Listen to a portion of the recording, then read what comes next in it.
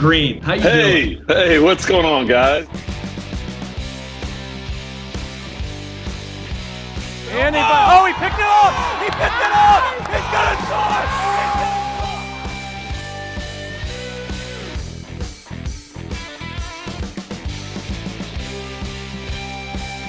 And we'll see you next week. But until then, as always, go Chiefs. How about that D, baby? Oh my God. Back to back. Back to back like a Lethal Weapon poster, man, to quote Drake. Yeah, I can't believe it. Over. We thought it was over on Christmas. How fucking dumb are we? Sorry, earmuffs, kids. This is absurd.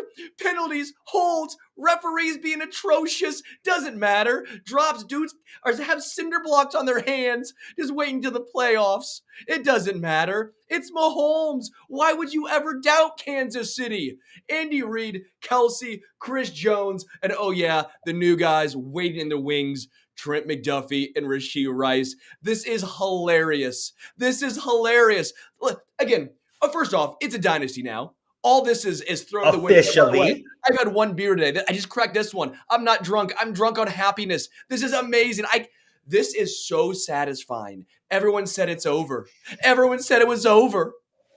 Including us at times. But I think a common refrain was that if anybody could figure this out, a team like this with all these difficulties on planet Earth, it was number 15. And even tonight, it's tempting to get panicky, but then again, in the Super Bowl, when we get down by 10 points, part of you says we got them right where we want them, right? Dude, all the haters. Man, they are going to have a rough night. Being a Chiefs hater is one of the dumbest things you can do with your life. Don't do it. Just don't do it. Don't do it to yourself. You know what's great? Ever since the Chiefs traded Tyreek Hill, they've yet to lose a Super Bowl, baby. Yeah. Orlando Brown Jr., I'm sorry. It was nice meeting you at Radio Row. Very nice person. I'm happy for you. Didn't matter. It didn't matter. All those guys that wanted to go somewhere else, grass is greener. Is Joe Burrow the next best quarterback? Is Josh Allen, Lamar Jackson? It doesn't matter. Come on. We know what's going to happen. The second the Chiefs went into overtime, you check your account. Check everyone, Denver fans, Raiders fans, 49ers fans. They all knew it was over. You know, you kind of feel bad for the 49ers because it's the full-on Michael Jordanification of the league. We're now seeing that there are going to be a lot of great teams, a lot of great coaches like Kyle Shanahan, a lot of great quarterbacks like Lamar Jackson, like Josh Allen, that just are never going to get their chance to shine because the shadow of one Patrick Mahomes is as enormous as anything we've ever seen in the sport. Nobody has ever done what he's done this quickly. Period. Oh my God. What's up, fellas? What's going on? Patrick Allen, the man, the myth, the legend.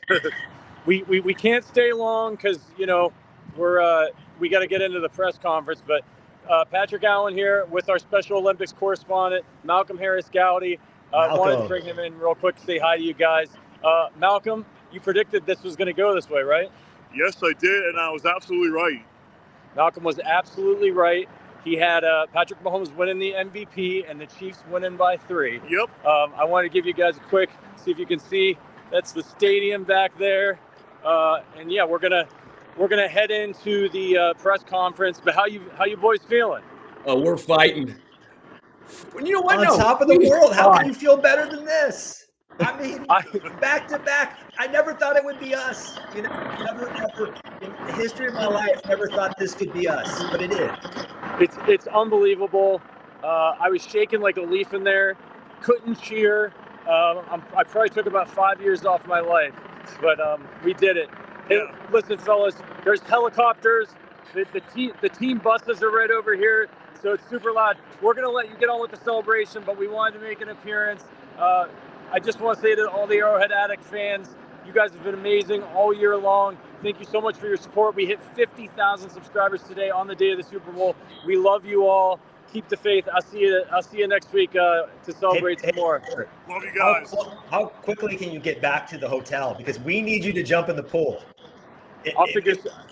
It's going to take a long time. You guys will be long off the air, but we'll figure something out. We'll do it tonight. We'll do it tomorrow. We'll tape delay.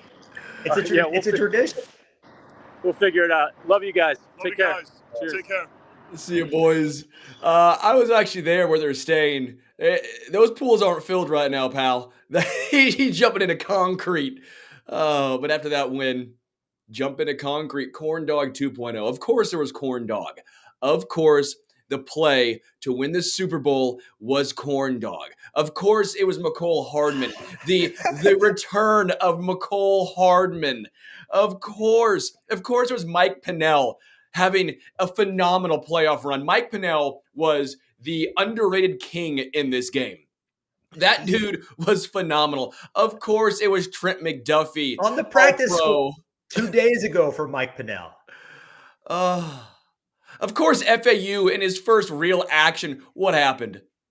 FAU with a huge play. This was a team effort. Of course, Creed Humphrey, unlike Creed, can the snaps get higher? Didn't matter. Mahomes got it done. Noah Gray. Fine outing from Noah Gray. I thought Leo Chanel was awesome tonight. He played his ass off. I believe he tipped that extra point that allowed the Chiefs to go to overtime, right? McDuffie. I mean, what more can we say about McDuffie? Wow. Most of the Chiefs played well. I thought that the offensive line had some bad moments. I thought the safeties were getting picked on a little bit. I thought we were a little soft against the run at times. But, I mean, most of these guys brought it, and pretty much everybody on the team brought it late. You know, they were playing really clean football, not making any mistakes. It was great to see Jerick McKinnon have a pivotal play against his former team. This guy had a core surgery 5 weeks ago. He had a fractured pelvis. Think about how hard he rehabbed to play his former team. But I guess he told James Palmer today that he had a bad taste in his mouth when he left San Francisco, and he was not going to miss this game for the world. And, you know, having him might have made the difference. He had a couple of huge plays. This game, which, by the way, shout out to John Elway for having to deliver the Lombardi to Kansas City. That was just absolutely perfect. John Elway, the pain, the fake smile on his face, just, I got to give this to Kansas City, huh? While the Broncos have been an absolute and utter dumpster fire. Yeah, that's great. That was the pain of my childhood. Just wonderful. Disintegrates. This was the epitome of the Chiefs this season. This was the Chiefs the entire year all wrapped into one game. The difference was they came out ahead. It was ugly. It wasn't pretty. At times, the offensive line looked atrocious. At times, the run game. At times, Andy Reid, you're sitting there going, what the hell are you doing, Andy? Did you go to Fremont Street? Did you go to Fremont Street and grab one of those frozen concoction cocktails while the fake Andy Reid took over the play calling duties? Like, I was befuddled, and then all of a sudden, game on the line, oh yeah, we have 15. Oh yeah, the defense will come up with a big stop, CJ95. Again, that does not show up in the box score. What CJ95 did, that final play saved 4 points. He did that multiple times this game. That is why you don't always look at sacks. Look at the full picture here. Chris Jones was a game wrecker, game on the line. He stepped up. Butker kicking a 57-yard field goal, a 29-yarder to go into overtime. I get it. It's 29 yards. You know how many nerves are on the line? You know how many dudes have missed 29-yarders and shorter?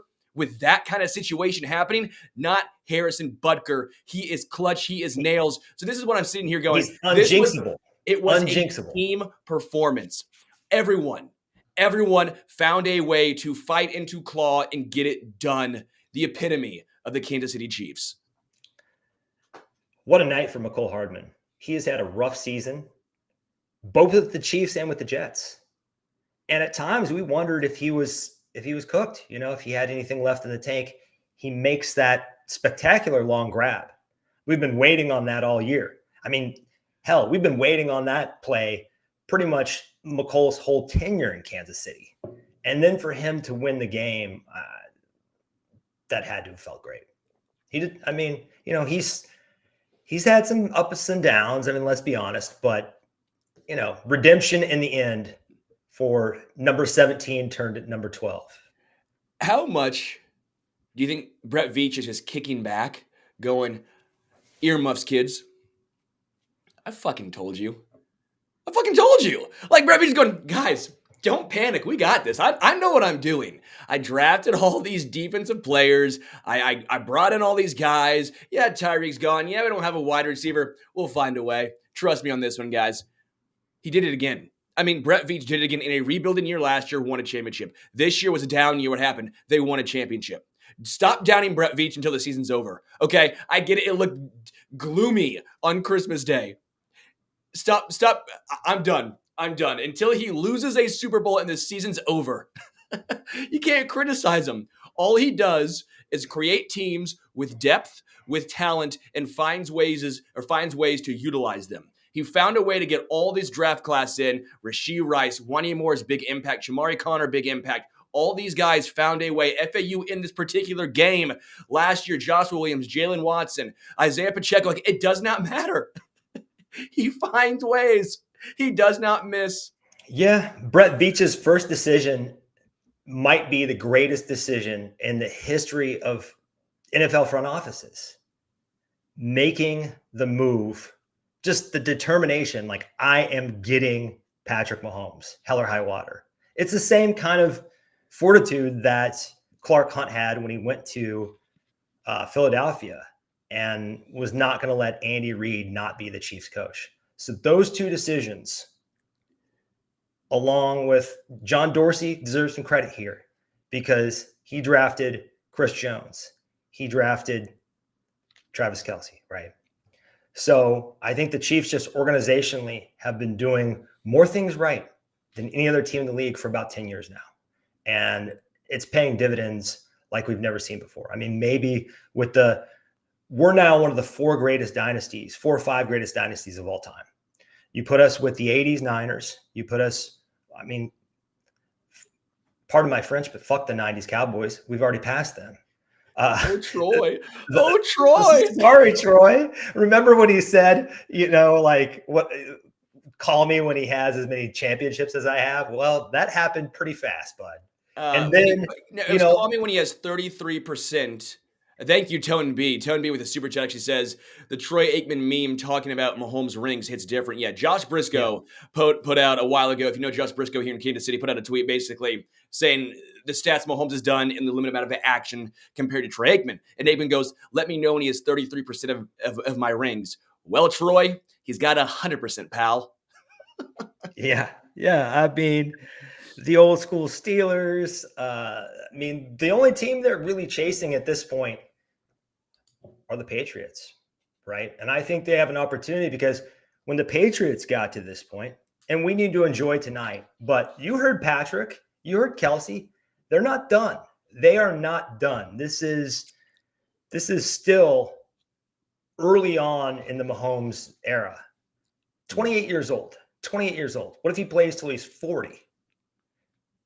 Think about the ways he's lost. Other than that one Tampa disaster. Been three super or losing of the AFC conference, and killing this guy, not Freddy Krueger or something. Hey, Adam, you got to stop talking for a second. You're skipping. You're like, you have your thing on like You're muted. Triple. I'm not muted. That's on you, I believe. You're not? Yeah, that's on you, Bess. I'm pretty sure. I want to hit some super chats before we start talking about Spagnuolo. Angry Drunken German.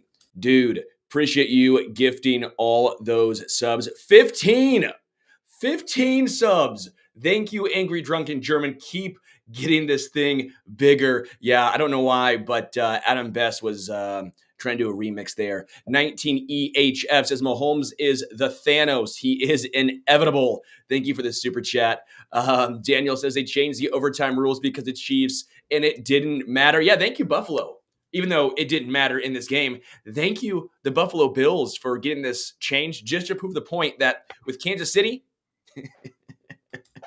Still didn't matter. Because, yeah, what the hell were they doing? Fred Warner taking the ball there. Why? Why the hell would Fred Warner and the Niners decide, you know what? Give us the ball first. I get it, man. I get the Chiefs defense was tired. They were drained. But come on now. What a dumb decision. Zach, hey, thanks, best. Appreciate you, man. Can we talk about how John Elway had to hand the trophy over, made it for my entire childhood? Yeah, dude, that was absolutely glorious. Then HW Red, appreciate you, says, go Chiefs, repeat champions. Man, unreal. Unreal. I want to talk more about Spags. We need to talk more about Spags. Spagnuolo is a Hall of Famer. He's a Hall of Famer as a coordinator. I don't want to hear it. I don't want to hear how, well, wasn't a good head coach. Does not matter. Steve Spagnuolo has proven time and time again in the biggest moments on the biggest stage, what does he do? He has his best game plan. It is unreal how often he gets his team up against the greatest competition. Normally, you would expect a little bit of decline, but not with Steve Spagnuolo. Not with the crazy professor. I mean, let's be real now.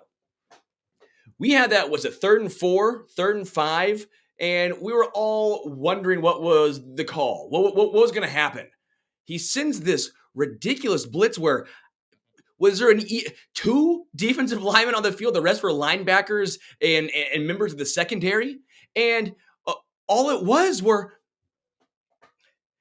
Trent McDuffie on a blitz. It was McDuffie coming and knocking the ball down, just confusing the hell out of Brock Purdy. And I see from Steve, it says, is there any reason, resume-wise, that Spags isn't the greatest coordinator of all time? I mean, yes. I think you can truthfully make that argument because Bill Belichick, we obviously know when he was a coordinator, his game plan, right? His Super Bowl game plan's in the Hall of Fame. But he had more success clearly as a head coach. As far as just coordinator goes, Steve Spagnuolo might be the best coordinator of all time. Now I get it. This is off the top of my dome right now. And I get maybe I'm just elated right now and I'm living in the moment. But let's be real. What hasn't Steve Spagnuolo done? What hasn't? He has proven everything there is as a coordinator. I mean, the 49ers offense is predicated around all of these weapons. And if we watch this game, we can take one thing away. Brock Purdy is legit. Brock Purdy is a very good quarterback. He's not elite. He's not Josh or Joe, clearly not Mahomes or Lamar Jackson. We get that. But Brock Purdy is a good quarterback with great weapons. And they were still finding ways to bring him down. Still finding ways to end the drives in three and outs, to find ways to stall them out and make them punt, to find ways to have them settle for 3. When the moment was on the line, who did you trust? Did you trust Steve Spagnuolo? Or on the other side here, the 49ers did not trust Steve Wilks. Steve Wilks had a game plan where he was going to send cover 0 game on the line in overtime. And what happened? Shanahan called a timeout. Shanahan did not trust his defensive coordinator, and it ended, well, that drive in a touchdown. Game over. Look on the other side, Andy Reid trust Spagnuolo. He got it done in the big moments. Game, set, match. Couple of more super chats I want to get to right here. Nathan Hosington Shaw. I love you, Sterling, Matt, Adam. Y'all awesome people. How? Also, totally need a fullback, right? Watching Kyle Juszczyk do what he did in this game, you're like, yeah, I kind of miss the Shermanator. Kind of miss the sausage in here. Wow. I don't have a name for this. Someone donated $50. I apologize. I don't have a name for you. I appreciate you so much. Says McCole Hardman walk-off TD is so damn cool. It's the epitome of how Kansas City just kept moving. They belong no matter what this season. They've found more ways to win throughout the season. And last but not least, in Spags, we trust. How about those Chiefs? Again, full team performance. Best, welcome back. Yeah, we've got a thunderstorm here. I'm not sure what's happening, but we appreciate the Willie Gay level donation, the Justin Houston level donation. Always appreciated, guys. I love the script. If someone says script, oh, but if the Niners won, then it's legit. If it's a script, the refs sure didn't help them, huh? I mean, come on now. The catch. Well, think about it like this. Think about it like this. The two New York teams didn't make the playoffs. And Jerry Jones hasn't won a Super Bowl in 30 years? And you think Roger Goodell is going to pull all these strings for a smaller market team in the Midwest to keep winning championships? I mean, these people just have cat food for brains. Absolute nonsense. The copium is just flowing through their veins. They cannot deal with the Kansas City Chiefs winning and, just stacking Lombardis like few teams have ever done before. Appreciate Christopher subscribing to the channel. Appreciate that man down there in Oklahoma. Couple more super chats I want to get to. New Punk Rants. Mahomes is the GOAT. I witnessed Mahomes become the GOAT in the words of Nick Wright. Never a bleeping doubt. Blasting Taylor Swift right now. Wiley Possum, thank you. You're the one that donated the large sum earlier. Wiley, we always appreciate you. You're such a good person. Always appreciate you, Wiley. Yeah, man. Let's talk about Mahomes being the GOAT. Now, I talked to Shannon Sharp down on Radio Row last a few days ago now, and he called him the baby GOAT. Those antlers are growing, right? They grew a little bit more tonight, didn't they? He goes, you got to shed those baby antlers and get a bigger rack. Well, that rack is growing. I mean, Mahomes is now it's just him and Brady. He goes at this point, he's already top 5. If Mahomes were to retire right now, legacy-wise, Mahomes is top 5. Now, right now, top 3, top 2. I mean, it is Brady, but Mahomes has already passed, in my opinion, Peyton Manning, Drew Brees, Montana.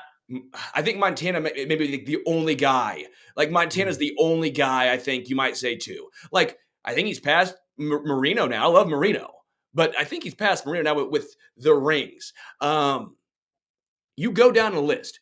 He's top 3 already before he's even 30 years old. It's insane. Man, I love Joe Montana. I watched him. I'm old enough to have watched him for the 49ers and Chiefs. Great player. But Patrick Mahomes at 28 already has as many Super Bowl MVPs as him. And if you compare their stats, and really just the eye test as well, and this goes for Brady too, not just Montana, we've already seen the peak of Mahomes. There's never been a more talented player. It is just insanely evident at this point that number 15 is the best who's ever done it. I actually was very nervous until the 49ers kicked that field goal. Because at that point, I just thought, let's talk about that. What do you think about the 49ers deferring there? I mean, not deferring, choosing to take the ball. In overtime? Yeah.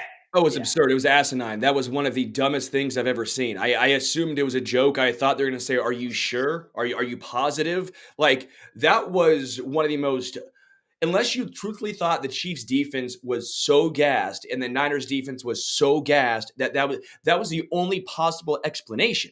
You wouldn't do it because then you wouldn't know what to do. Because, for example, if the Chiefs went down and kick a field goal, you would have to understand on 4th down, because if the Chiefs get the ball first and they have that 4th and 1 on their side of the field, are they going for it?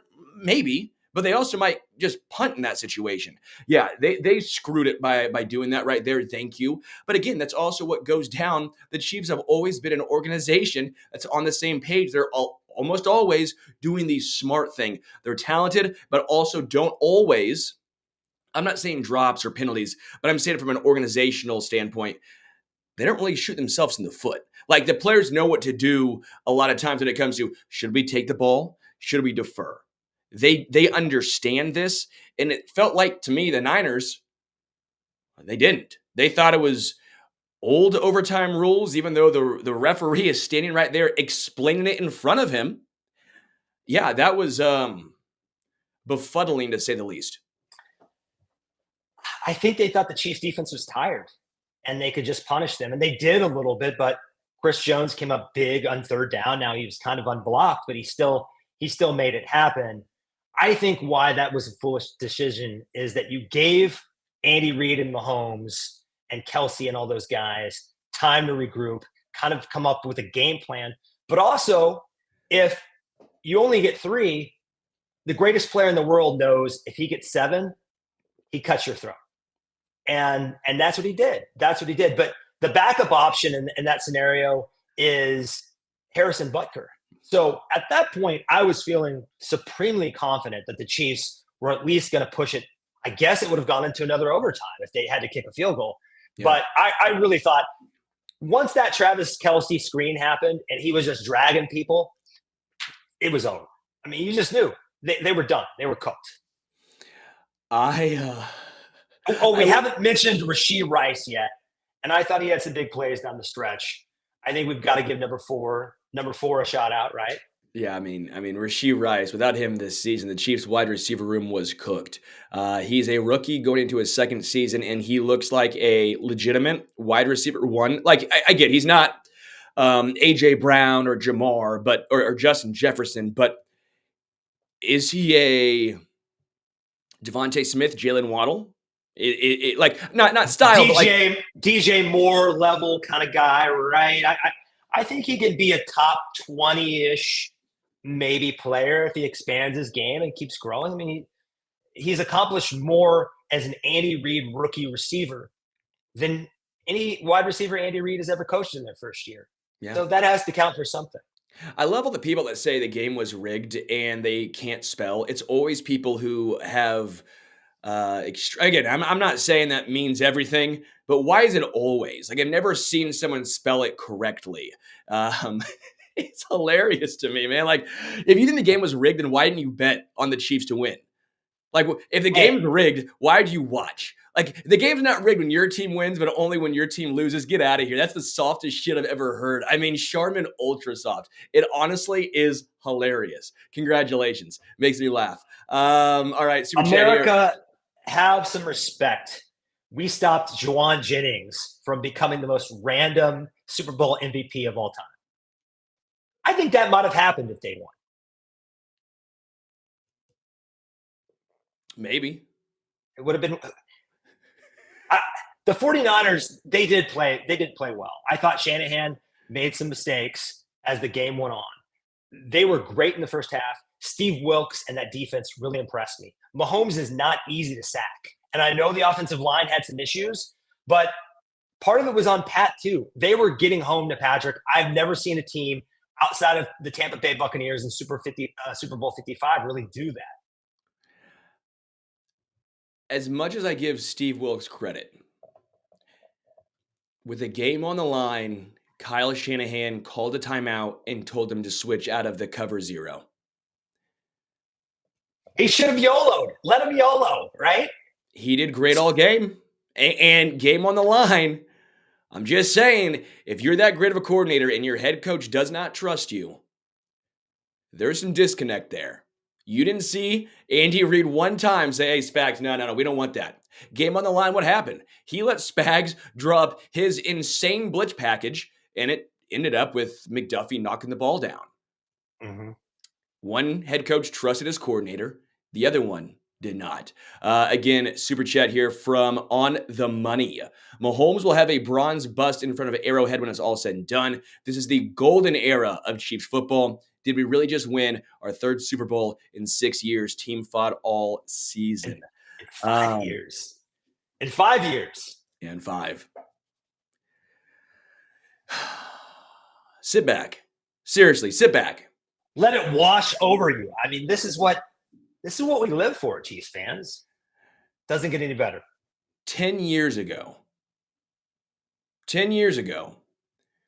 if you would have said the Chiefs would have won 1, no chance. 2, you're dreaming. 3, you were legitimately on all of the drugs in the entire world. You're in a straitjacket. Man, 10 years ago, I just wanted my dad to see another championship during the rest of his life. I mean, he's doing great. He's going to be around, but I just wondered, man, is he ever going to see one? Shit, am I going to ever see one?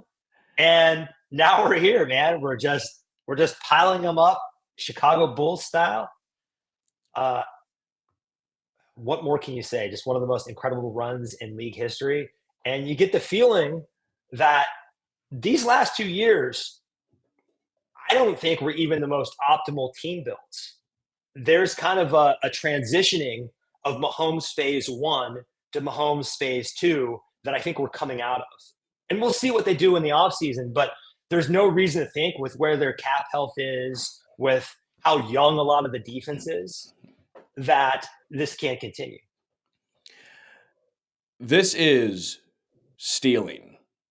This is a championship they weren't supposed to win. I think during this recent stretch, you can probably look back and say there was one, maybe two. They maybe should have won the one against the Buccaneers, that one they lost, right? But this one, they were not the best team all season long. They weren't even the top 3 team, maybe the 3rd team in the AFC all year long. I mean, it's nuts to me. This is what you do when you are a dynasty. You win Super Bowls while not being the best team. It is unreal, the level of consistency this team reaches, the level of excellence this team reaches when the playoffs roll around. Now, I've talked to a lot of guys. I joked around with some dudes on Radio Row. I'm like, were the Chiefs kind of hoodwinking us? Were they sandbagging a little bit? They're like, no, man. When you play in the NFL, you go to every single game, but there is a little thing where you can get a little extra juice in big-time moments. All of a sudden, Travis Kelce, he's looking 27. He's not looking 37 anymore. Like, there are just certain nuances, certain levels that players who have been there before can get to, and this Chiefs team can seriously get there. Travis Kelce postgame said, quote, "I'll see you next year." So that means he'll be back. Patrick Mahomes said, quote, "Just know the Kansas City Chiefs are never underdogs," end quote. And that happened after he was asked, what was it like being underdogs in the last 3 playoff games? I think Jim Nantz even said, was that a mistake? I think they might have, he said something like, I think they might have learned their lesson. And someone in our chat said that the 49ers are the betting favorites for next year already. So perhaps they didn't learn their lesson. I want to comment on something you said about the kind of flipping the switch once they got to the playoffs. Travis Kelce said that they had a target on their backs all season. I believe that. I believe that when every team plays the Kansas City Chiefs, they are more fired up than any other game of their season. And it's hard to match that intensity. It's hard to match that intensity when you've played a full season more over the last 6 years than a lot of teams, where you've played 6 or 7 more games than any team. It's really, really difficult to do what they did. But for this team that lost on Christmas to the Aiden O'Connell-led Raiders, who didn't complete a pass, I believe, for the last 3 quarters, to get it together overnight and win a Super Bowl, that is the kind of thing that the Patriots used to do. And yeah, this is how you get 5, 6, 7 when you're stealing ones you shouldn't get. I mean, last year, they kind of stole that one too. Yeah. Right?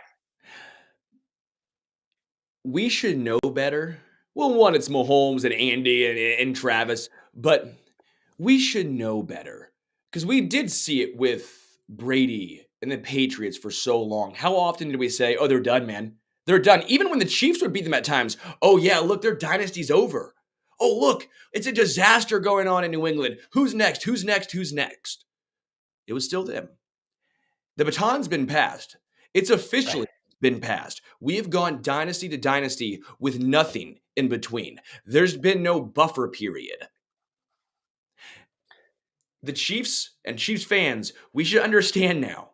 The regular season, while still exciting and still meaningful, we can't judge them until they get to the postseason. If they look bad during the regular season and they sneak in, they will still be a threat to win it all. A couple more super chats because I want to get this one because Wiley Possum, yet again, dude, Wiley.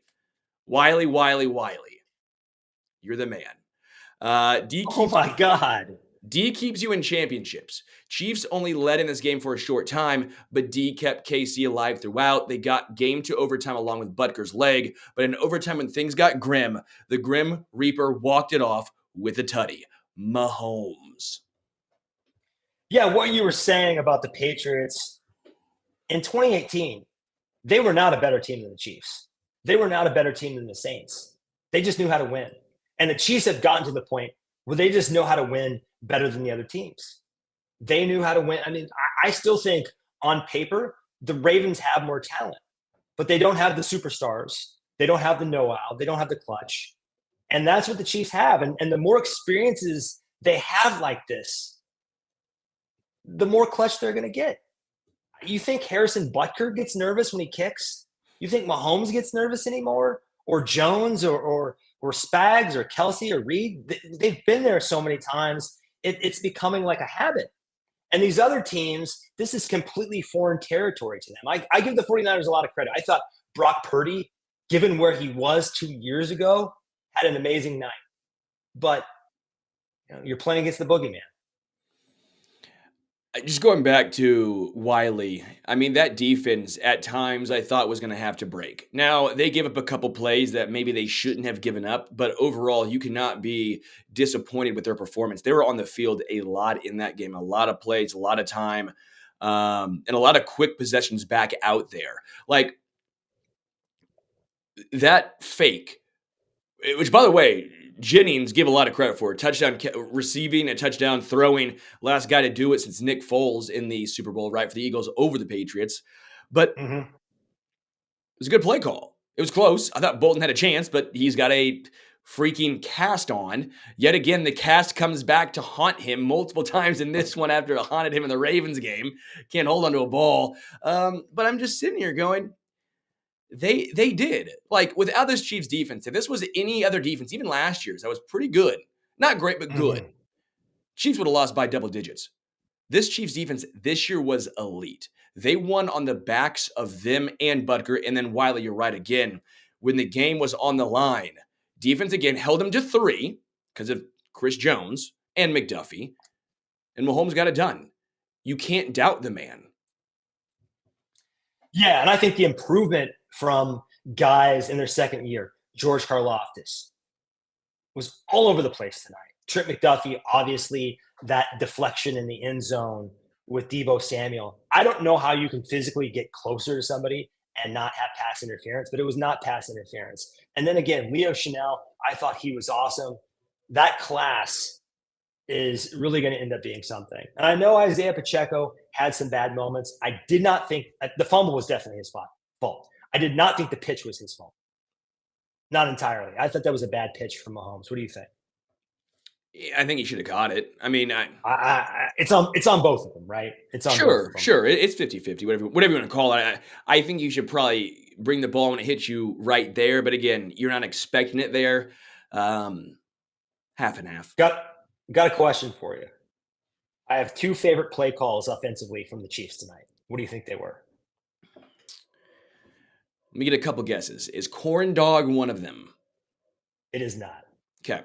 The 4th and 1 Mahomes rollout where he has the option of throwing to Kelsey or taking himself. When they lined up, is that one of them?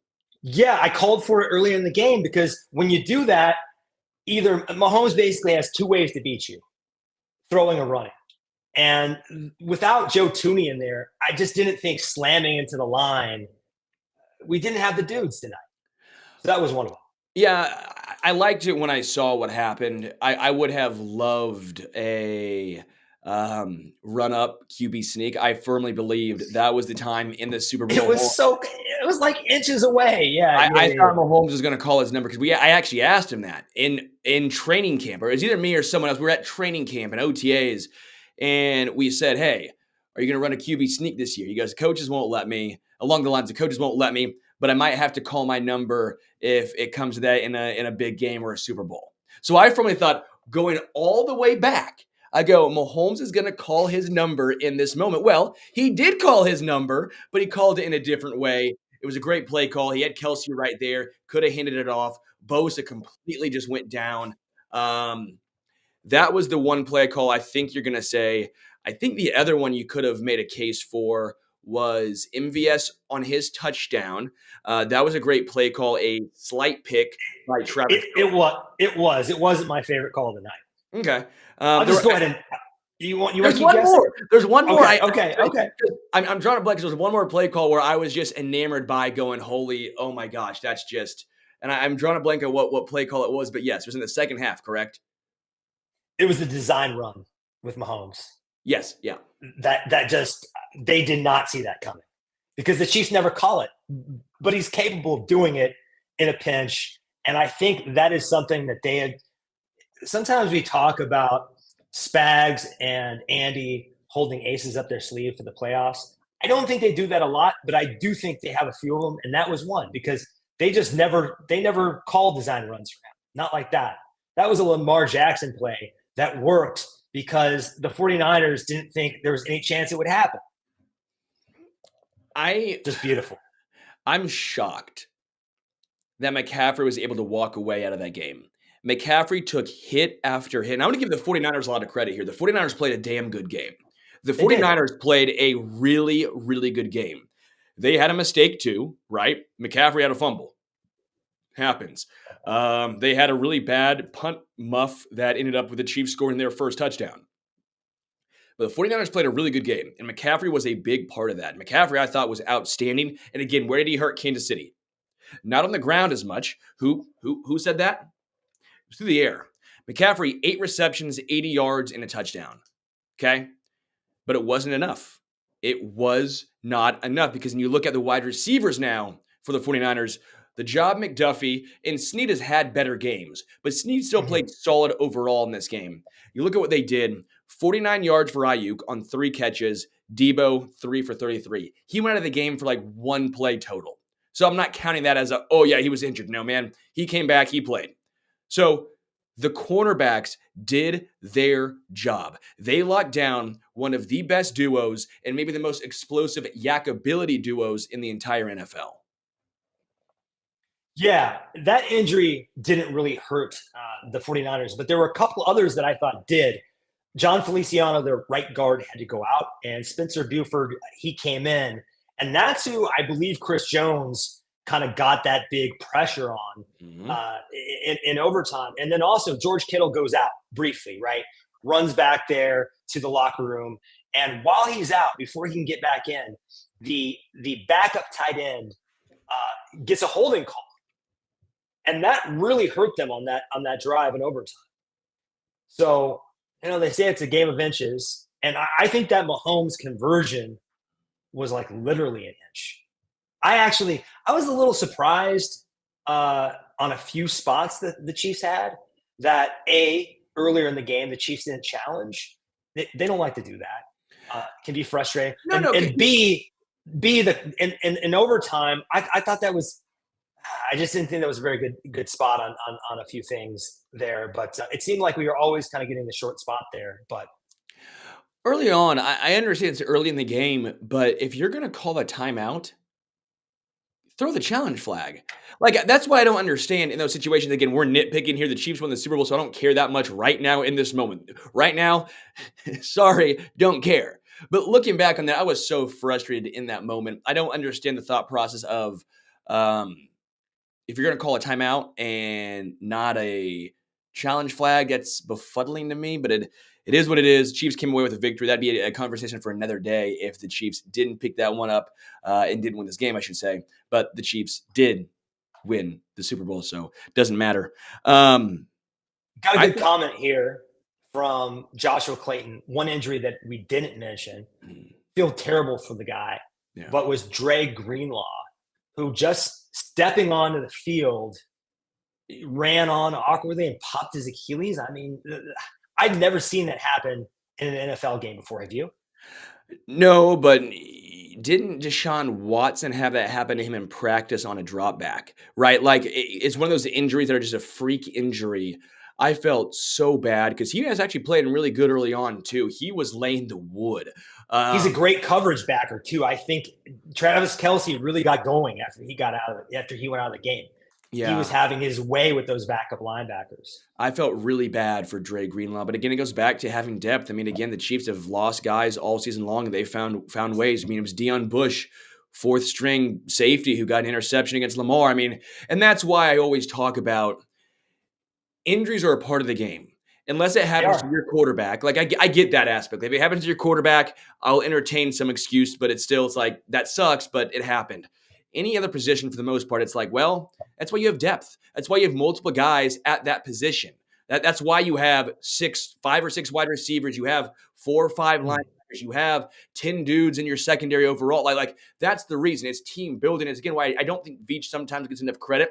We were so focused on wide receiver 1, and I kept saying, that's great, but we would not have this defense. You wouldn't have 4 linebackers. You wouldn't have 6 to 8 secondary members that you're like, I trust these guys. Like, it's a team building exercise, and the Chiefs had all of these horses. They had all these guys that could plug and play and find a use for. So if Nick Bolton mistimed, okay, you got Drew. You have Willie Gay mistime. Okay, we'll find a way. The Chiefs didn't have, Derek Nottie. I know it's not a big name. Charles Omenihu. That's fine. We'll find a way. You didn't have Brian Cook. You'll find a way. Didn't have All-Pro Joe Tooney. You'll find a way. It's all about adapting. Yeah, the NFL is a war of attrition, right? You have to not only get to the Super Bowl, you have to survive along the way. And I think the beauty of the Tyreek Hill trade is that the cupboard was kind of getting bare there when you have to pay Mahomes and Kelsey and Jones and Tyreek Hill. You're kind of becoming sort of a Los Angeles Rams stars and scrubs roster. And then if you have a Joe Tooney get hurt, you can't really survive that because there's just not enough depth to kind of backfill and step up. Who do you think had the better coaching performance here? Because coming into this game, I was kind of curious if the brain drain that the 49ers coaching staff has had, because they've had a lot of guys leave. D'Amico Ryans, Bobby Slowick, Mike McDaniel, Robert Saleh. And I know Eric Bieniemy and Mike Kafka left, but I think the Chiefs have had, maybe Bieniemy was around again tonight because he was the last game. But I think the Chiefs had more continuity. And when the game came down to crunch time, that showed up for me.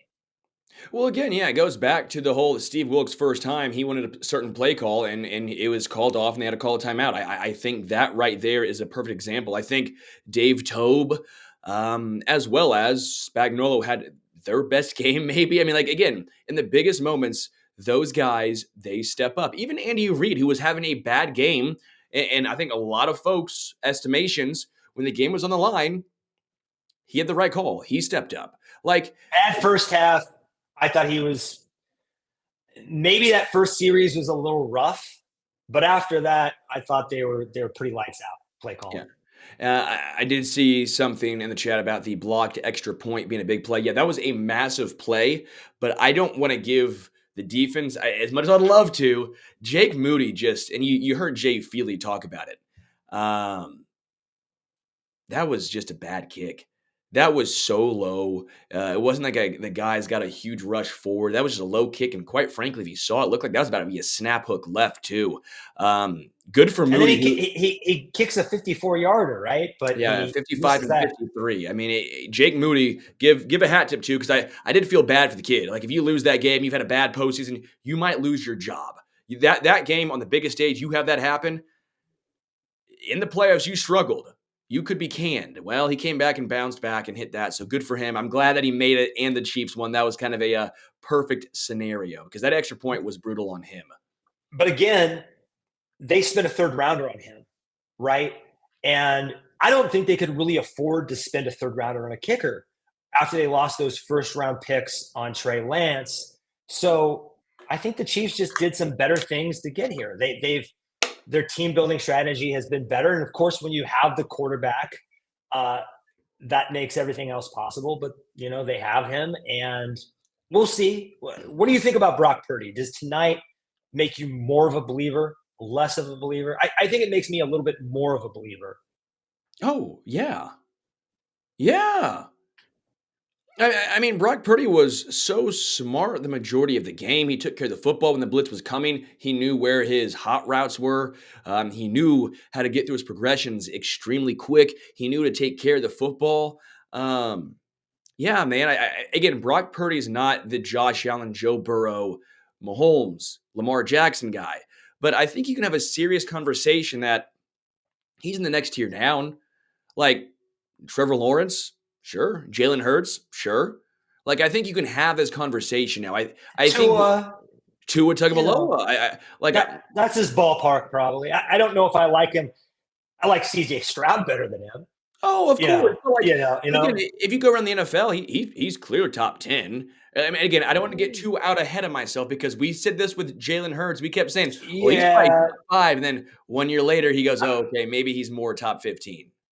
12-ish too, but that is an awesome arsenal of weapons. And I think the Chiefs just did a great job on Kittle, Ayuk,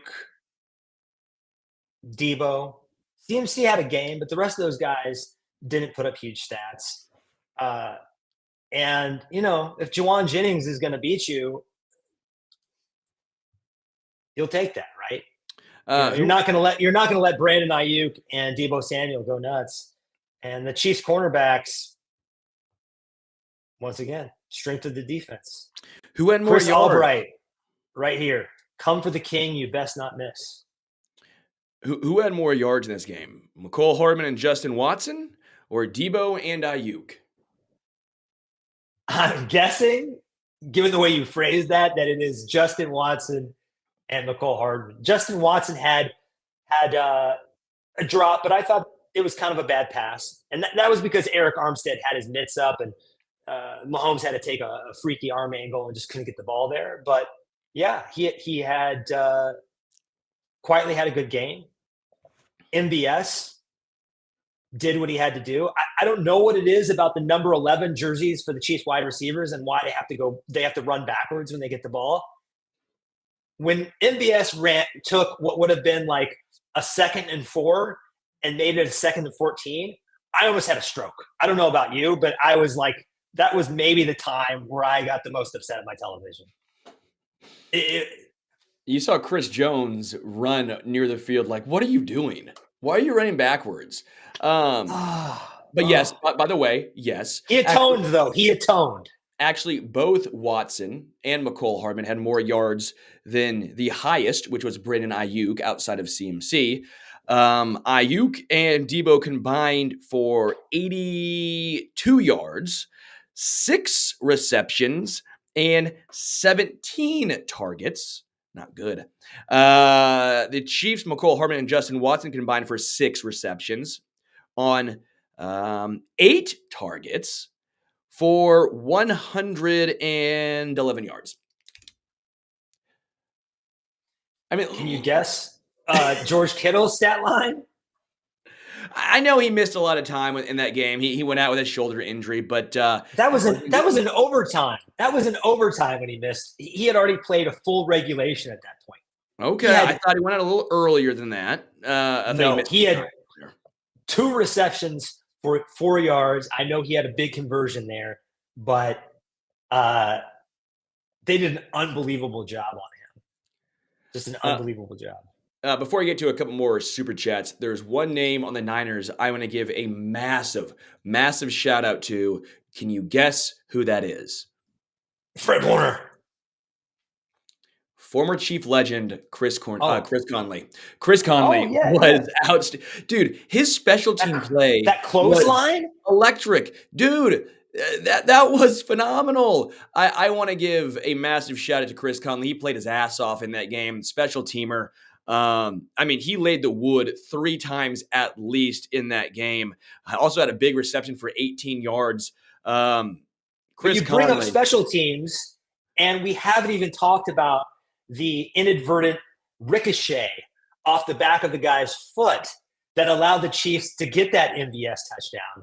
That really swung the majority of the game. I would like to see, those win probability charts that they have. I would like to see what happened to the win probability percentage when they muffed that punt and the Chiefs got the ball back. it wasn't the returner's fault. It wasn't his fault. It had already hit somebody, and he was just trying to corral it. And I don't know who got on it for the Chiefs. If someone in the chat knows, let us know, because that was a huge turning point in the game, a huge recovery. So a couple comments to get to, a couple super chats right here. Dan McElfresh, thank you for the super chat. Appreciate you. Tone B, Drew Tranquil signs with the rival, wins a ring. Yeah, that's absolutely perfect, man. Charger for a while, but guess what? Now you are a Chief for life, because you can look up, you can have that. Boom. you can put the real ring next to all his preseason championship rings. It's going to be a nice collection for Drew Tranquil. Chance says Chiefs from the Super Bowl in the Raiders Stadium, and John Elway had to give them the trophy. Doesn't get better than this, boys. And yeah, and they did it with Drew Tranquil, Charger filling in. It was a real AFC West effort in this one. How about something just popped into my mind? The play that Travis Kelce made at the end of regulation on that crosser, he had Fred Warner on him. He lined up against the best linebacker in the league, no question about it, and said, I'm beating this guy in this play. I'm willing my team either to victory or to overtime. One of the hugest plays he's ever made. He looks young, man. In the playoffs, he looks young.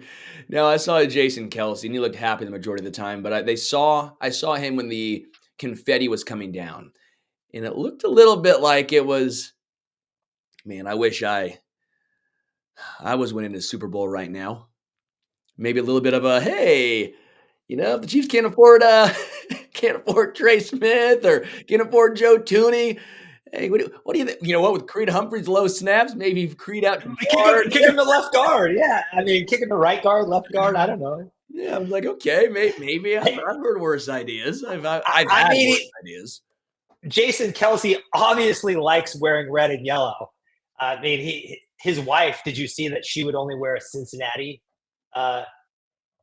shirt or whatever it was, because she didn't want to wear Chiefs, apparel? But I mean, he shows up in the big Yeti shirt with the Chiefs overalls. He does not care. And what is anybody in Philadelphia going to say to Jason Kelce for wholeheartedly supporting his brother and his former coach? Nothing, man. Nothing. I mean, this entire game was, again, a team performance. I am so happy. I am so thrilled.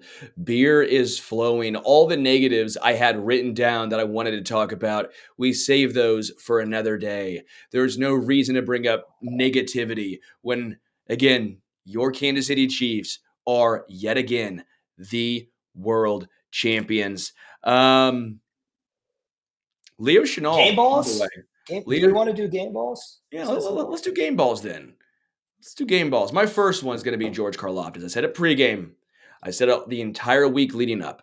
I said if George Karlaftis did not have a big game, Chiefs are going to lose. He had to, with the reason being no Charles Omenihu. Charles Omenihu had been the second best, at least winning quick edge rusher on the team, right? He had been making play after play after play. I love Karlaftis, but a lot of times he wins with his motor. It can be a coverage sack. And Chris Jones, as we knew, was going to get double teamed. We knew it was going to be. So someone had to win one-on-one. I tabbed George Karlaftis. He was everywhere in the run game, putting his hands up. He was there for the fumble recovery. I mean, his motor, it did not quit. That was not all of a sudden your Tesla's sorry, I got to go plug back in. I don't have time. No. This thing was I don't know a car that has a lot of gas mileage. I'm sorry, a Jeep Wrangler. It's not a Wrangler because I have to fill up all the time. A car with a lot of gas mileage, a Prius or something, because that dude was always on the field and he was always making a play given 100%. George Karlaftis, here's to you. Yeah, and while we're talking about motors, he's not going to get my game ball, but I want to give some credit to Mike Dana, who drew a holding penalty on the best left tackle in football, Trent Williams, with his effort. So just tremendous. Patrick Mahomes is obvious. He gets all the game balls, but I'm going to go a little bit deeper. Harrison Butker. Never any doubt on any four of those kicks. And how many Super Bowls do we have if we don't have Harrison Butker? It just has to be said at this point. 1, 2, not 3. I can tell you that, not 3. So I think the torch has been passed from Justin Tucker. And as of right now, Harrison Butker looks like the best kicker in the NFL. Certainly the most clutch. I want to say I love the halftime show, by the way. I don't know if anyone else does. Maybe it's because it's my age. I'm 29. I love Usher. I grew up with Usher. I thought the rollerblades and all the pageantry around it was pretty cool. Alicia Keys coming out. I love Ludacris too. Lil Little Wayne. John. Lil John. I'm just sitting here like, man, I also love Usher. So maybe you guys didn't like it, but I thought this was way better than Vegas, or way better than LA, way better than anything else. Rihanna. Like, I love this one. This was up there with Bruno I Mars. liked LA. I was a little worried though when Usher first came out, because the Chiefs, the only time they've lost in the Super Bowl with Mahomes was when they had a male performer at halftime. But last year, Rihanna wore the red. And when I saw Alicia Keys out there on that piano rocking the red, I go, okay, so you're telling me there's a chance. That was one of the moments. Who gets your next game ball? You giving it to Usher? Spagnuolo, dude. Okay. It's a coach, but it's the most deserving coach out there. It's Spagnuolo, man. That dude. I don't care. You put him in the Hall of Fame. He's in the Hall of Fame. I agree. Like, as a coordinator, he is in the Hall of Fame. I've talked about it a lot this show, so I don't want to necessarily dive all the way back into it yet again. But anytime there's a big play, for the most part, he came out the winning side against Kyle Shanahan, who's known as one of the best offensive minds in football. But it was Spags who perpetually shut him down. I said I was very worried about Brock Purdy's legs. I go, Brock Purdy, he's going to hurt you with his legs. He's not Lamar or Josh, but he does have more mobility than people give credit for. He ran for 48 yards and some back-breaking first downs last week. No, man. He was also locked there. Like, it did not matter. It didn't matter. No Charles Omenihu. Doesn't matter, man. Like Spagnuolo is... When he first got here, we were happy because it wasn't Bob Sutton, right? But then Correct. We saw a lot of rift in Chiefs Kingdom saying it's not good enough. It's not good enough. But he finally got his guys. He finally got his guys to fit his system, and you're reaping the rewards. Right. Man, it was awesome. When he first got here, it was a quick fix. Let's trade for Frank Clark. Let's bring in the Honey Badger to change the culture overnight. It was a MacGyver job. But this current defense is Spagnuolo's true vision. And the way they communicate, the way they switch off, the way they tackle, the way they close, the way they closed on the edges tonight, on Debo, on McCaffrey, on Purdy especially, was tremendous. They just weren't giving up explosive plays. They just weren't going to do it. My next game ball, I've got to give it to Travis Kelce. I just thought he wasn't going to he was the other guy that just wasn't letting his team lose. And we've seen that from him before. 9 for, I think, 93 yards. Yeah, that's correct. And over his past 13 playoff games, he's averaged something like 97 yards. It was like 98 coming into tonight. Say 97, 96. Hasn't had less than 71 yards in 4 calendar years. His last 12 games, all 71 yards or better. They know it's coming. Everybody watching TV in the stadium knows what's coming. They can't do anything about it. When he wants to take over, he finds a way to get open. He gets the ball. Man, it's when we were talking about, is he going to retire? He's got this new famous girlfriend. He looks like maybe he's lost the step. Second year in a row of the has Travis Kelce lost the step conversation. Looks real stupid when he's standing up there on the Super Bowl podium. A couple of super chats I want to get to. Thank you, Jesus. Thanks for the fun coverage season, guys. Go Chiefs. Always thank you. You've always been around all season long. Really do appreciate you. And then John Bierbauer, you as well. Thanks to the entire Arrowhead Addict team for your part in making this season fun for us fans. Great job, Coach Bierbauer. Thanks, Coach. Again, you're a really good dude. Appreciate you. I still have the message you sent and the shirt you sent as well. You're a good guy. Always appreciate you. Man, I almost want to say my final Arrowhead goes to everyone who's been with us this entire season, who's believed, who's not given up. As actually, the Arrowhead Addict podcast that you're listening to has grown to over 50,000 subscribers on YouTube. 100K on Twitter. I mean, it's been a fun, wild ride. So shout out to all of you, but that might be too cheesy. So I'm going to go with beer. Beer. Man, my third one's tough. Like, is it McDuffie? I mean, is it? Can I? This is going to be kind of a cop-out too. Jones? This is kind of a cop-out too, so I'm sorry. I get it. You can rip on me if you want. Brett Veach. Okay. Hey. Everyone hated on him for not bringing in a wide receiver one, and he's basically like, guys, I have a plan. I have an idea. We're going to do it different. It's not going to look the same. It is not going to look the same. But it doesn't mean we can't win a Super Bowl. No one believed in that. No one believed that because the Chiefs' offense looked the way it did, there was ever a possibility of the Chiefs doing this. He found a way. He got it done. It was built on defense. It was built on special teams. It was built on trust in Mahomes and Kelsey, and quite frankly, his draft of Rashee Rice and just the offensive line. I mean, the amount of depth, again, going back to it on this team, it wasn't just Mahomes and Kelsey and CJ95, or even L'Jarius, who, by the way, L'Jarius' fourth-round draft pick. It was the Joshua Williams who came up big on special teams. It was Jalen Watson. It was Mike Edwards. It was Drew, Nick Bolton. It was a plethora. It was Nick Allegretti hanging on for dear life, but still finding a way to get it done. Like, it was Donovan Smith, who, again, has had better games, but still found a way to get it done. It was Wanya Morris during the season. Like, it was all of this rolled into one. It was the cheap offseason signing of Richie James, who filled in for Kadarius Toney because you couldn't trust the guy. It was bringing back McCole Hardman. Like, just to me, and yes, this offseason will have so many discussions of what needs to be done, what doesn't need to be done. But at this point, how can you not trust him? How can you not? 3 Super Bowls. 3, not 1, not 2. We're going like the Miami Heat when they tried doing their thing, but 3. Like, it's absurd, man.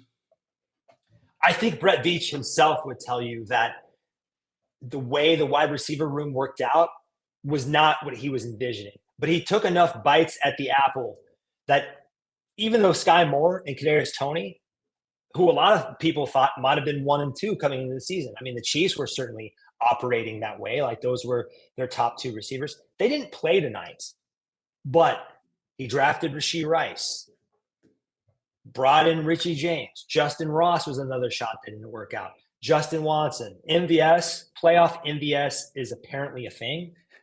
It's by the way, the most Jekyll and Hyde player I've ever seen. I asked MVS this in person. Mm-hmm. I don't think he necessarily appreciates that. Well, he likes that he does well in the playoffs, but he also understands it's a dig at that he was real bad during the regular season. So he wasn't too fond of me asking and talking about why do you get so good in the playoffs, playoff MVS. I mean, is Reggie Jackson gonna get mad at people for being called Mr. October? You played good in the playoffs, dude. It's the Frank Clark. He's the Frank Clark of the offense. That's what it is. No kidding. I want to give first of all, you mentioned Donovan Smith. Chase Young, I did not expect him, given the way he's played recently, to have the game he had tonight. He was kind of a monster out there. Yeah. But we haven't mentioned the name Shamari Connor. And there was a play where he was like surgically attached to George Kittle on the sideline. So even Shamari Connor, who I think could be a future star in this system with his versatility and intelligence and Spags and Dave Merritt, our defensive backs coach, who also hasn't gotten a call out tonight. Tremendous, one of the best positional coaches in the league. We can keep giving out kudos all night long. I can't give my game ball to Patrick Mahomes. We decided that. I'm going to give my other one to Chris Jones, because even when Chris Jones isn't getting sacks, he is wrecking an offensive game plan. He tipped the ball.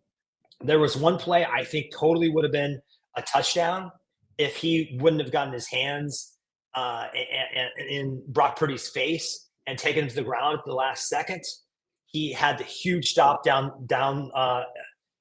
in the red zone, right in overtime. And actually, in overtime, he had another third down stop that was really weird. Was that a fumble? What the hell happened there with like a tuck rule situation with Brock Purdy? And that got called back because somehow Trent McDuffie got beat by Juwan Jennings and kind of had to hold there. And when that happened, but, Chris Jones, even when you're doubling him and he's not getting sacks, he finds a way to make life a living hell for the opposing quarterback. And he did it again tonight. Yeah. In clutch moments too. Just he has a uncanny knack for making big plays in the biggest of moments. I also you brought up that penalty. I thought that was a little bit in that moment, a little bit soft. I see what they saw. I thought Jennings kind of almost went into McDuffie. So I'm like sitting here, well, what's he supposed to do? Same time, I thought for the most part, they had a good game overall. They let the players, for the most part, make the plays, right?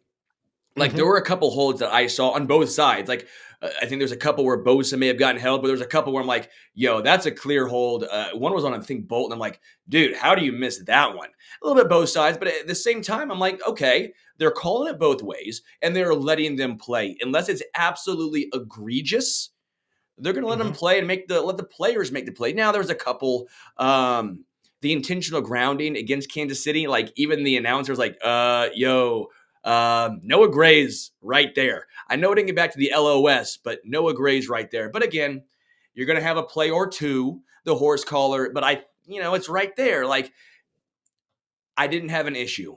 Like, I think there were some bad calls, both sides, some spots here and there, but that also comes down for the Chiefs and their coaching staff to try and throw the flag there.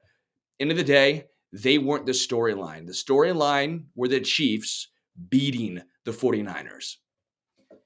Yeah, it wasn't a whistle fest, and you never want a Super Bowl to be a whistle fest. That's not good for anybody. The penalty that surprised me the most is L'Jarius Sneed has been a master of getting inside the heads of wide receivers all season long, and I thought he let Brandon Ayuk bait him into losing his cool. I've never seen him do that before. He usually is the guy getting the wide receiver frustrated. And in this occasion, he lost his head a little bit. And that was the moment where I thought, man, you see Travis Kelce almost knocking Andy Reid over, like furiously screaming at his coach. And you're thinking, that was bad. Are we having a little bit of a meltdown here with those two things that happened? But we regained our composure. Usher maybe deserves the game ball because that long halftime. I heard Chase Daniel say it this week when he was with not the 49ers, the Saints. That long halftime he had in 2009. Those coaches had enough time halftime adjustments are overrated, but in the Super Bowl, you have enough time to make significant tweaks. And I think the Chiefs just came out and looked like a different team. Not the Mahomes pick. That wasn't a great moment. But outside of that, second half, completely different team. Yeah. It really was. I mean, first half and second half were huge. I hate what Kelce did, but I understand the fact that he did not want to be taken out of the game because it was his assignment. I think it was Noah Gray who missed that block, which ended in the Isaiah Pacheco getting drilled and fumbling. But he takes himself out sometimes. I'm confused. Yeah. And the thing about that timeout that Kyle Shanahan took because they were in cover zero or whatever, that was like a third down. No, maybe it was a second down. But Kelce was not on the field when he called that timeout. That was another reason where I'm like, you've got a good personnel situation there. Do you really want to call that timeout? Yeah. Man, I'm floored, man. I'm ecstatic. It's absurd. Just pinch yourself. Like it hasn't really sunk in yet. I don't think. I don't know if it's because we're so accustomed to this now, which is an insane thing to say, or that it's so recent that it just happened, but it really hasn't sunk in yet. And I think tomorrow we're all going to wake up and realize we really are the back-to-back champs, despite a slog of a season. I sit back too, and you talk to, like I talked to Will Compton, like I'm joking, the guy who was hating on the Chiefs nonstop, all that stuff. Oh yeah. I asked him, I go, why you run the Chiefs? He goes, because it's so easy. He goes, the Chiefs are going to probably win. They're the best team, but you got to rile them up because, again, end of the day, people get tired of seeing the dominance. They get tired of seeing the same team winning over and over and over again. And now we in Chiefs Kingdom, we've seen ourselves transform from hero to villain in just 5 short years, right? We really have seen ourselves transform from the plucky underdogs who look at the gunslinger Mahomes, and Andy Reid got one, and they've not won one in 50 years. Shucks, those Midwestern, upstarts. And now it's not. Now it's the Patriots yet again. Same thing happened with New England. New England was, oh my gosh, they haven't won in so long. How great for them. Look at the story of 6th rounder Tom Brady. How fun it is. And then you hate them. The Chiefs are the hated. Everyone who watches this and is a fan of Kansas City, 31 other fan bases want to watch you lose. They're not rooting for you. They'll root for other teams. They'll root for the Lions. They'll root for the Niners. They'll root for every other team besides probably the Cowboys and the Chiefs. They're over it. They're tired of it. It's fun though. I've grown now to understand, because I've hated the Patriots for so long, what it's like to be on top of the mountain. This is what it's like being on the top of the mountain. You're constantly fighting off people who are trying to rip you down. The issue is the Chiefs are continuously now the king of the castle. They're the ones. They got the high ground. They're kicking down. So again, if you come for the king, you best not miss. And people act like they hate the Chiefs and they get sick of them, and I think they do. But these same people down the road are going to appreciate witnessing greatness. People just do. They're going to tell their kids that they watched Mahomes play, the best to ever do it, the most talented player to ever step on a football field. So I secretly think people like it. Every story needs a good antagonist, and now we're that antagonist. We are the force in this plot line that makes everybody else's life hard and miserable. And except, I guess, for the rest of the league, for 31 teams, this is a tragedy because the one team keeps winning more than the 31 combined. And let's be real now. Things look damn good next year. They look damn good yet again. I don't want to think about it. I don't want to, because if I start thinking about Chris Jones and Snead and how are we going to bring back both these guys, it might kill my high a little bit. But but I agree with you. We have cap room, a lot of young studs on rookie contracts. I mean, if you just go down the list and think about how much time Karlaftis and McDuffie and Rashee Rice, and the list goes on and on and on, how much time these guys have left before they have to get paid. It's just a phenomenal team build. Again, Brett Veach, you're the man. At times we doubt you, but the other thing about Brett Veach is I don't think he's going to be complacent. I think he's going to overcorrect this wide receiver room like he did the offensive line. He is not going to rest on his laurels. That guy, we've got a lot of people on this team that are going to go in the Hall of Fame. Brett Veach is starting to make a case for the Hall of Fame. I want to point 2 things out. We have never lost a Super Bowl when you and I have mustaches. The Chiefs have never lost a Super Bowl in the 2 years that I have grown out a playoff stash. So this obviously is good luck for both of us. This year, you're 1-0, I'm 2-0. Every playoffs, I think this is now a thing where we grow out our mustache and the Chiefs just win. I'm also 1-0 when I've gone to the Super Bowl to cover the team on Radio Row. So that means everyone, Arrowhead Addict, come on now. I got to go every year. I don't make the rules. Sorry about it. Yeah, and the good thing is this face canoe that I'm rocking. The wife actually likes it better than the beard, so I think it might become a playoff staple. You're welcome, Yeah. Hey, maybe you need to start losing more bets to me, huh? I got good ideas. I know. Thank you, Sky Moore. I mean, who knew? I've never rocked one before, and I think once you have the courage to come forward and just say, "Screw it, I'm rocking a mustache," it's a metamorphosis as a person. You just gives you confidence. I don't know what it is. It's I think guys out there in the chat, maybe try it. Maybe try it next year. Get in on this playoff mustache kick that's clearly working for us. But since you and I started doing the show together, the Chiefs have won 2 Super Bowls.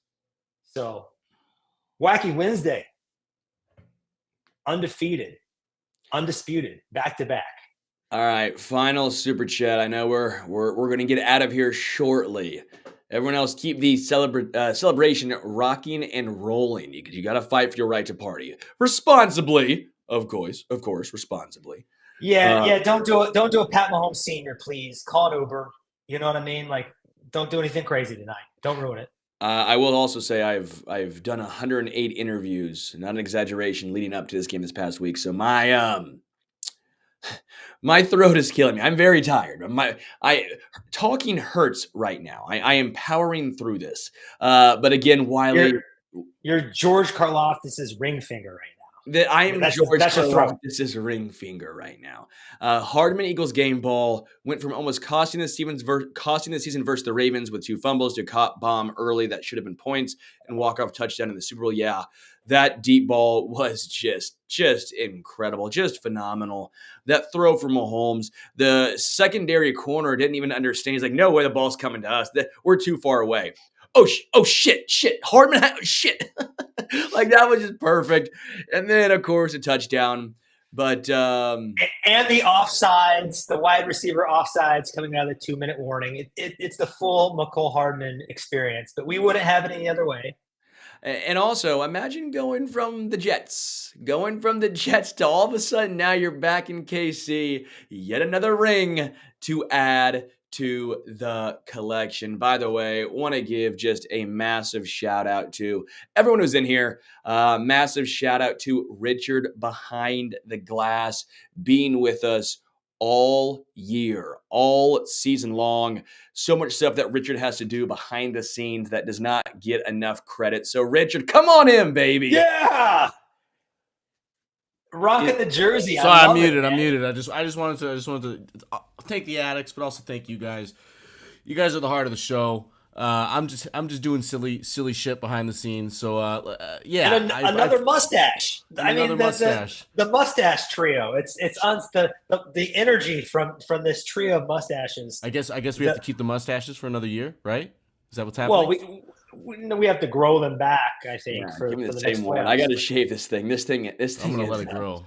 I'm just gonna let it cover my whole face. It's gonna get real gross. It's gonna get real gross, people. Watch out. I mean, someone just said that. And that's why he's behind the scenes. Bye, folks. I'll catch you later. I mean, someone just said I could be an NPC in Red Dead Redemption. Yeah, this is my Tombstone era, man. Full Wyatt Earp. Oh, it's amazing. All right. Final super chat I see. I was tricked because Tyler donated now. So Tyler, we appreciate you, Tyler. This one was for Derek Thomas. Yeah, 58 and 58.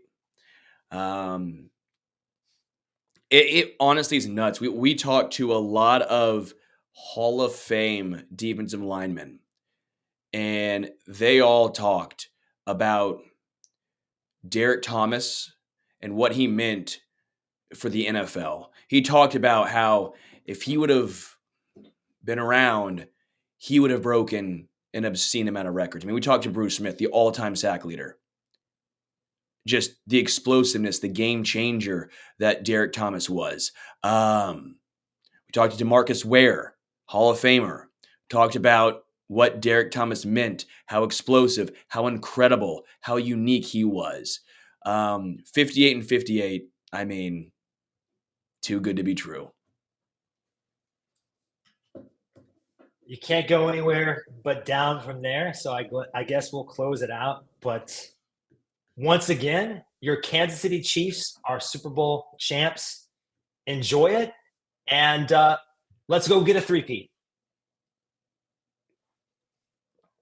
Was that the end? Was that how we're going to end it? That seemed like we needed more oomph for it or something. You kind of like half-assed it. Half-assed? I just said let's go out and get a three-peat. That's half-assing it. 3 Super Bowls in 5 years. 4 appearances. 1 quarterback. It's the fucking Chiefs, baby. It's always been the Chiefs. It's inevitable. It's inevitable. Fight for your right to party. We'll be back. I don't know when we'll be back. Maybe Tuesday. We might have a regular show. Stick around. Hang out. Make sure you're following and subscribing to the YouTube Arrowhead Addict channel. Make sure you are in the Discord if you want to hang out with everyone, all the fellas, have some fun. If you want to follow us on Twitter, at Arrowhead_Adam, at HomestretchKC, as well as Arrowhead Addict. Come on, y'all. This party will keep on going all night long, but just not right here. All right? We appreciate all your support. So until next time, just remember, yet again, back-to-back world champs. Never should be underdogs.